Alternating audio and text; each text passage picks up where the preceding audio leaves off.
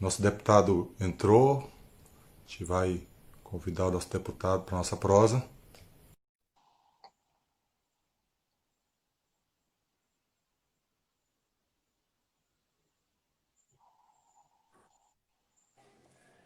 Boa noite, deputado. Boa noite, meu líder. Tudo bom? Desculpa aí o atraso, é a correria. Imagina, obrigado pela presença, muito obrigado por aceitar o meu convite, viu? Eu que Valeu mesmo. agradeço a oportunidade.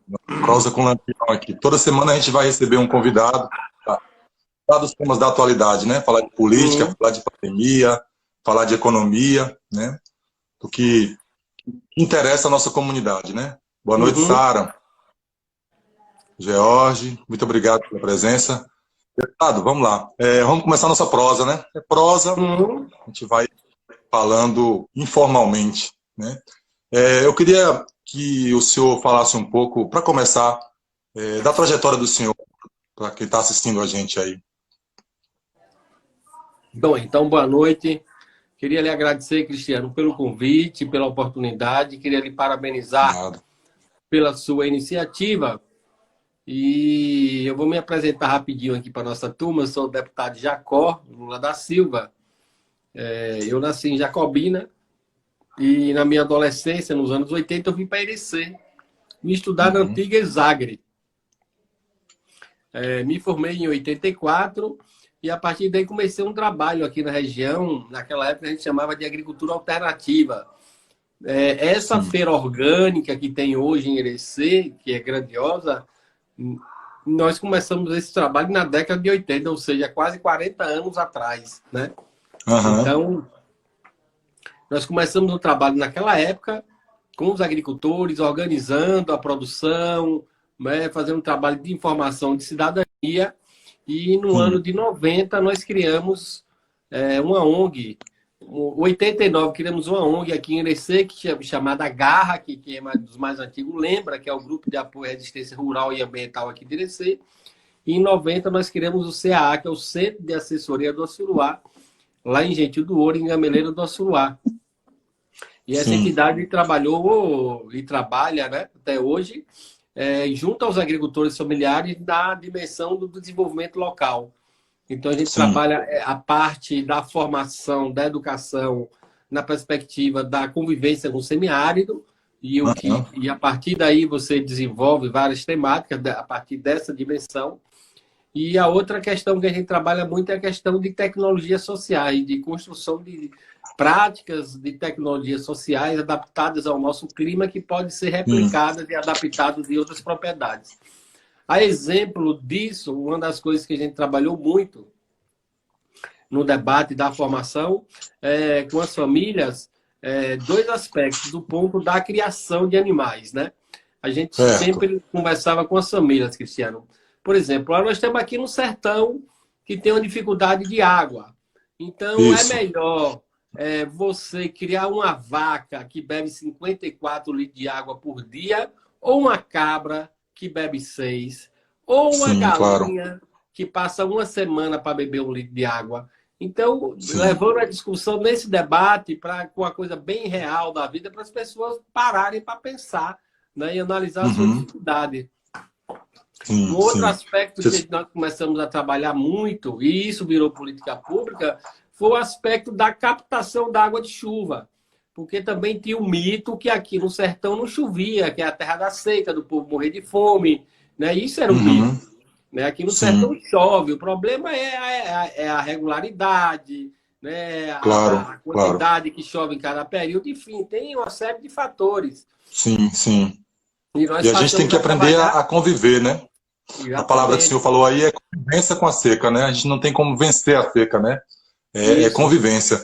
Nesse sentido, eu queria que o senhor falasse um pouco da experiência. A gente sabe que para a gente que é sertanejo, a gente que é da roça, essa questão da seca é central, né? É um Uhum. elemento que faz parte da nossa paisagem. A gente que é sertanejo se acostumou a conviver com a seca. Nesse sentido, eu queria que você falasse um pouco da experiência do CAA como fundador da ASA, né? Do semiárido, né? A articulação do semiárido, a questão das cisternas. Contasse um pouco para os nossos ouvintes, telespectadores aí que estão nos acompanhando. Então, como eu ia falando, uma das coisas que a gente começou a trabalhar muito fortemente foi essa questão da captação da água de chuva, que era outro Sim. mito aqui que diziam que não chovia.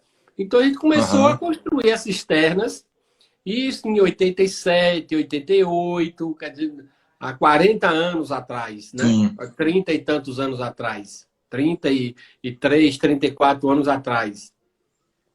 Nós começamos a construir. As primeiras cisternas foram construídas em Pintada tem quase 40 anos, né? E estão lá até hoje.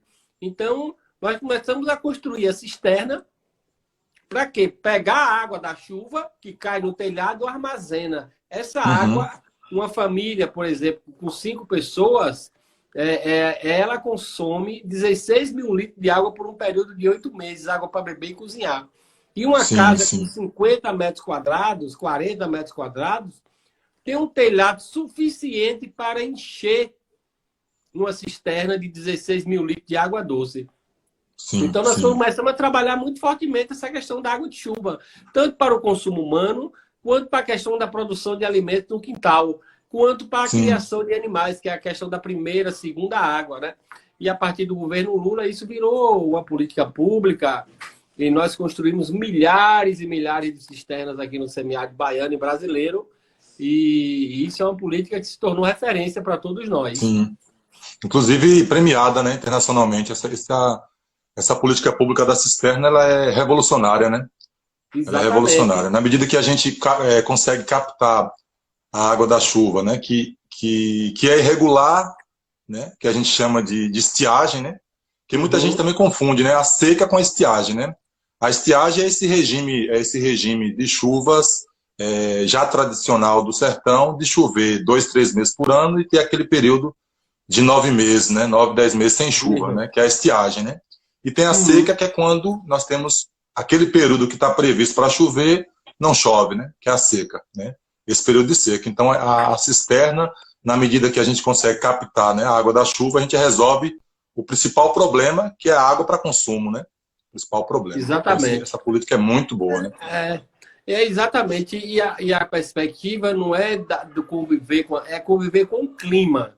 O nosso clima é o semiárido, né?